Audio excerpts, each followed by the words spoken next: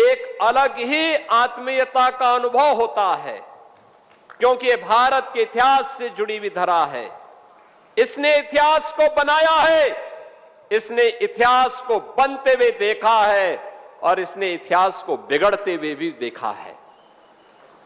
बहनों और भाइयों, इसीलिए आज जब मैं यहां पर आया हूं, मुझे यहां पर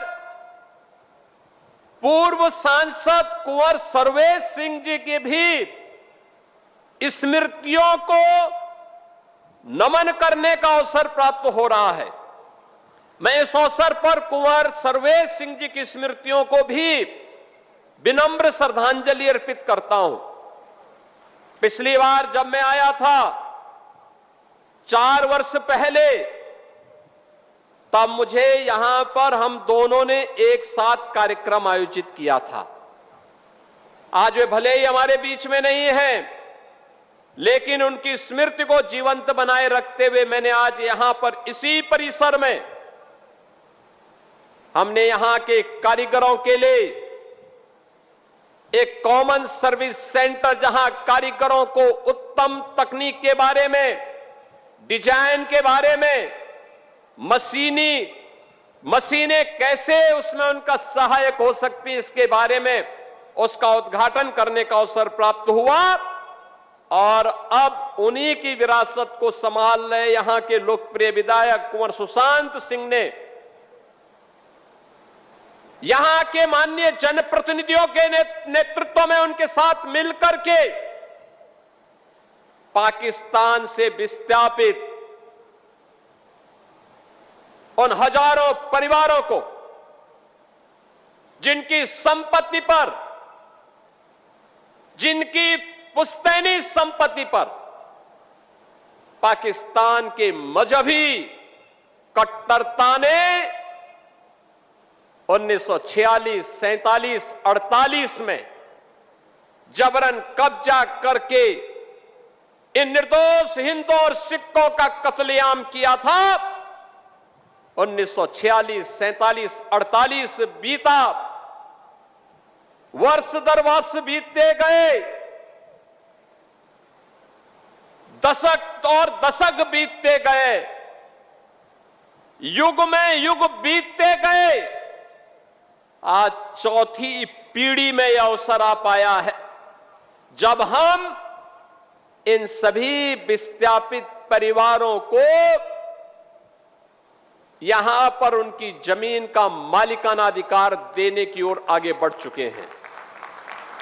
और मुझे प्रसन्नता है, हमारे लिए भावुकतापूर्ण क्षण भी है और आनंद का क्षण भी, कि हम सब यहां पर आज इन विस्थापित परिवारों की, जिनकी संख्या अभी 1645 है, यानी कुल मिलाकर के 8,000 से 10,000 लोगों को आज एक कागज एक साथ उनके परिवार के सदस्यों को प्राप्त हो रहा है। और बहनों और भाइयों, जो शेष बचे हैं उसको दूसरे फेज में वह भी हम करेंगे, उसकी कार्रवाई भी हमारी युद्ध स्तर पर आगे बढ़ रही है। शुरुआत होनी थी, इसलिए मैं आज आपके बीच में आया हूं। मैं पूछना चाहता हूं, मैं इस समय एक चलन देख रहा हूं, तमाम मौलवी और मौलाना इस समय एक बयान दे रहे हैं, कह रहे हैं गाय को राष्ट्रीय पशु घोषित करो।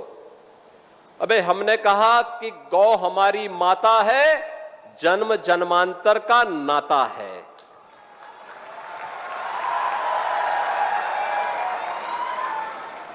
क्या मां और पुत्र के बीच में कुछ घोषित करने की आवश्यकता पड़ती है क्या? क्या किसी पुत्र को बताने की आवश्यकता पड़ती है कि तुम्हारी मां है, इसका सम्मान करो? ये हमारे संस्कार हैं। हमने अपनी मां के बारे में जो सम्मान का भाव रखते हैं वह भी, और हमने गाय को माता माना है, तो गाय तो हमारे लिए माता है, वो पशु नहीं, पशु तुम्हारी बुद्धि है जो तुम हमारी गौ माता को पशु बोलते हो। तुम्हारी सोच पशुवत है जो तुम गौ माता को पशु बोल रहे हो। और तुम्हारा ये दोगलापन है कि जो एक और गौकसी को प्रश्रय देते हो।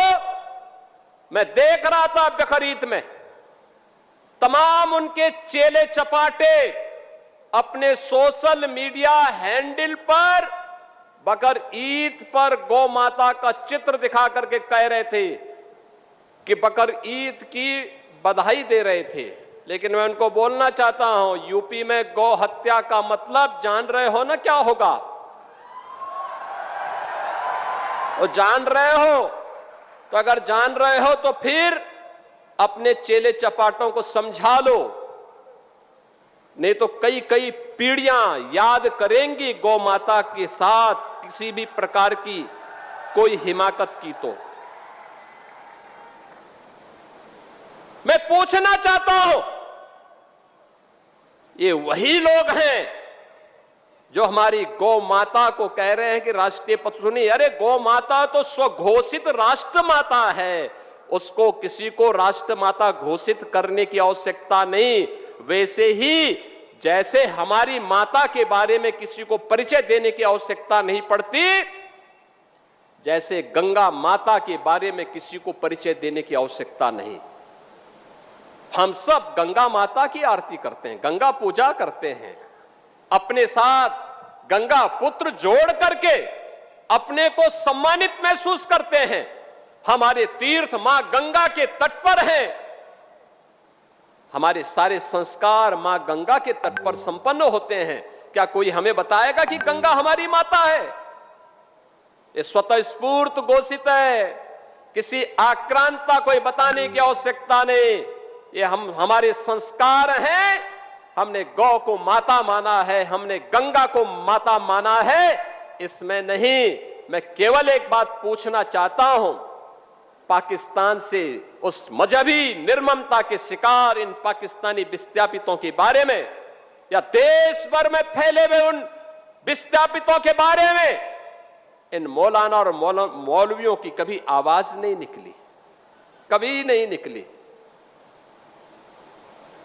कितना अच्छा होता ये बोलते कि इनकी संपत्ति को वहां पर उन कट्टरपंथियों ने कब्जा किया है, या वक्फ के नाम पर जिन्होंने यहां के हिंदुओं की जमीन को कब्जा किया है, इन विस्थापितों को हम दे रहे हैं, फ्री में देने की घोषणा करते तो हम मानते कि हां ये कुछ इनकी कुछ संवेदना है।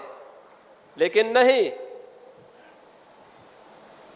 और दोगला चरित्र जो होता है ना, यही होता है, मुंह में कुछ और पीछे कुछ।